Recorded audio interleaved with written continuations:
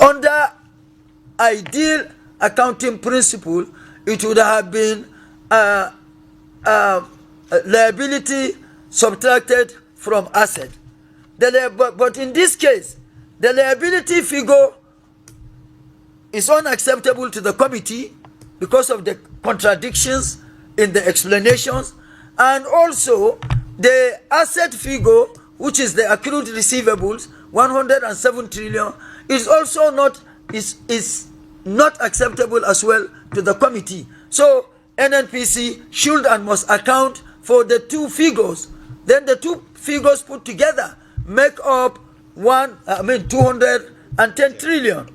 The second resolution of the committee, that the NNPCL should refund to Treasury all production costs charged against crude oil revenue for the period under review, since the NNPC and its subsidiaries, NAPIMS and Co., do not directly produce crude oil. So 210 trillion naira, which is equivalent to 150 billion, $150 billion, 210 trillion, is missing from NNPC. And the probe is saying that this money is not traceable and is unaccounted for. I'm talking about $150 billion. This money is not a small money. Now, I just have an idea about this. The reason why that money will remain unaccounted for is because it must have been diverted to funding terrorism. Because if it is not directed to funding terrorism, they could have traced it to either a mansion or, properties abroad. But I don't trust the government circle today, in the sense that even though they are able to trace it to buying weapons from either Iran or Turkey to terrorists in Nigeria, they are still going to remain mute so that they will not escalate the issue on ground in Nigeria. If this money remains untraceable, know that it is traceable to terrorism financing. A lot of people, top government officials who were in power, during the time this money missed, they are all facing terrorism financing. I want you to sit down and think. These people have nothing to offer you than terrorism. Have you ever seen a government sponsoring terrorism against our own people? Nigeria is the first place I'm seeing a government sponsoring terrorism against our own people. What are they going to benefit? Yeah, they have something to benefit from it. That is what you and I know that they are doing. They have the same ideology with all these terrorists. Imagine $150 billion. Like, you people don't know how much this is. 210 trillion naira is not a caramonio. That money is enough to turn West Africa all around. $150 billion. Dangote refinery the worth of Dangote refinery is not more than, $15 billion. Forget about how much they tell you that they used to build it. Compare it with other refineries in the world, how much they used to build it. It's not more than $15 billion. We are now talking about 150 billion. And Nigerian refinery, none of them is working. Like, what kind of dozai people are we? What kind of, youth are we? We can only complain. We don't even complain. People don't even complain. Watch the profiles. Watch the account of so many people who were always against fighting terrorism in Nigeria, criticizing government. They don't want you to criticize government. They don't want you to talk. If you go and look their Facebook profile, soldiers have been dying since 1 week now. Nigeria lost over 100 soldiers in 1 week. They are not talking. They like it. I want to tell you that government is not only the problem, but your influencers, people who are supposed to speak for you, people who are supposed to talk for you, they are colluding with the government. The only situation or point they will come out to talk is when the masses want to revolt against the government. You will come out, you will see them talking, protest will not solve the problem. But they are there trying to proffer a solution that will benefit them alone. Every other thing, as far as it will not benefit them, they will kick against it. 210 trillion, 150 billion is missing. This is not the first time. This is not the first time money is missing in Nigeria. Even in one of the Fela's song, Oya Money Missing. That song, if you listen to it, you will see that Nigeria Oya Money was missing again in 70s. Obasanjo set up inquiry. They said money is not missing, and a lot of things have been going on in Nigeria. So are we going to continue like this? You see, all these things are the reason why I said we've got to start building a nation. And for us to start, this foundation of Nigeria must be destroyed. Okay? It must be destroyed. It takes people who understand the situation of Nigeria to come together and say, listen, we've got to start again from 1914.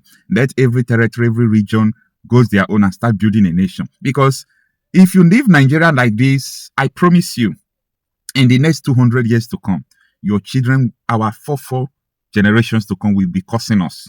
Yes. If they wake up, they will curse their forefathers who never, make any step to change things. 2007 is around the corner. Everybody is just trying to do politics, politicking, defecting. People are defecting because of fear. And what are you going to do with the power if you actually get it? Like, people who are in power today, what are they doing with the power? Nothing. Because of poverty mentality, because of inferiority complex mentality. Anytime you see your superior, your so-called political leaders taking position, you are lying with them. Because you feel that if you did not align with them, you will not represent. Stop complaining. Just come and align with us. I'm not that kind of person. I should align with what is not proper. Even though I remain alone, die alone, let it be. Let it be. The present democracy, as they call it in Nigeria, has nothing to do with the people. It doesn't have any ideology that will proffer solution to the problem we are facing today. Everybody is just doing on their own things, like you thief before, now I thief. These politicians are totally immune now, because if you try to raise this matter, the person who was supposed to raise the matter now is also a criminal. Is it not the wife of Justice Tosho they found with $150,000 when she was taking it back to Benue State? EFCC arrested her, caught her. So this is what we are talking about.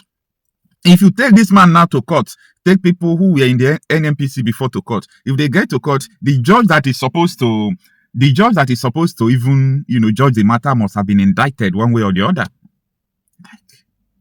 This is the situation we are facing. It's unacceptable, very, very unacceptable. Let me get into terror financing, and then I'll come to the OSW you talked about. Yeah.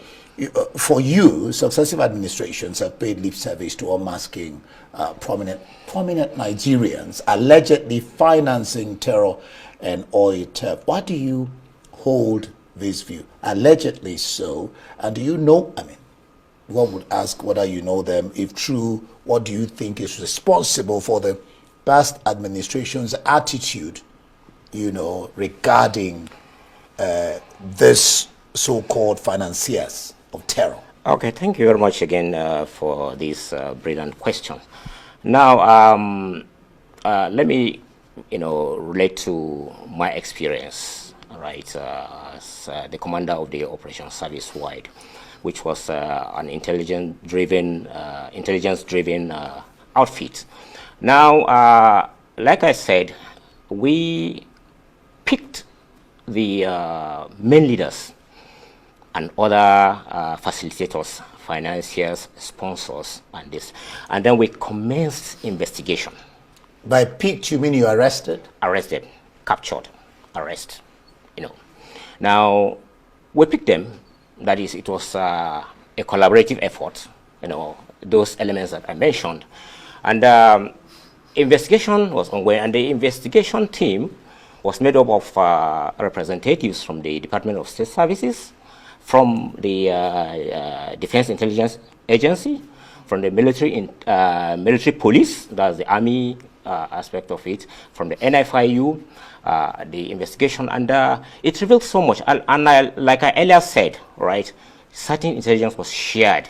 We were collaborating with about 33 countries in Europe, Western Europe, Asia, and other distant were collaborating with us on this. Now, in the course of the investigation, we stumbled upon names of individuals, prominent individuals, and some of them are still prominent, and including the owner of an airline, who who was ferrying weapons allegedly for Boko Haram and other reasons. So those information, we took our concern, made our concern known, the investigation in terms of interim listening to the powers that be at the time. And some of those people were linked to even cabinet ministers. Some of the people were even arrested. Some of the people who were investigating were linked to them. Were linked to senior military retired now of generals and the rest, linked to many prominent distinct. And in the course of our investigation, I mean, we now, let me just add also, we had 3 representatives from the Attorney Generals of the Federation Office, that's Minister of Justice, that were with us to guide us while we were making the case, so that because ultimately the Office of the Attorney General was to prosecute those you arrest. Right. Now, but as the thing progressed, I mean, we started noticing some kind of how should I put it? We noticed some kind of hesitation. I mean, things started coming up like, okay, some of these people, I mean, it would be difficult to pin terrorism financing on them, perhaps money laundering. I mean, look, then you started getting some calls that some people, you know, prominent that you should release, so person is not this and that, something. This. As the commander, I made my concern known to the president, late President Muhammad Buhari. I made it, I said, so this, and I recall on one occasion, he stood up, very angry. He said, General, I appointed you as the commander of Operation Service Wide. You report to me and to me alone. That was his exact words to me. General Muhammad Buhari, a great man. I mean, of course, he had his shortcomings. I was very angry when the whole thing happened, and I mean, he didn't even raise a finger to this thing. But I later came to realize, you know, that perhaps he was misled. You say Tahiru devised a strategy, the late Chief of Army Staff, yes, to end terrorism in the north. Fill us in on this strategy. Is it being implemented now? I don't know whether that strategy is implemented. Before delving into that, let me just say that the military and other security agencies are doing fantastic work. They're doing their best. They have challenges. Perhaps I'll come to that later. I mean, they listen, but they are doing their best, and they have a lot of challenges. Now, the strategy is nothing fantastic to say. I mean, it was just sincerity. Now, we had the OSW, which was on, right? It's set up in 2020. You actually headed the OSW, yes, and the mandate was to dismantle the terrorism financing network absolutely, in order to fight against terrorism and insurgency. Will it be correct to say that you could not achieve that mandate?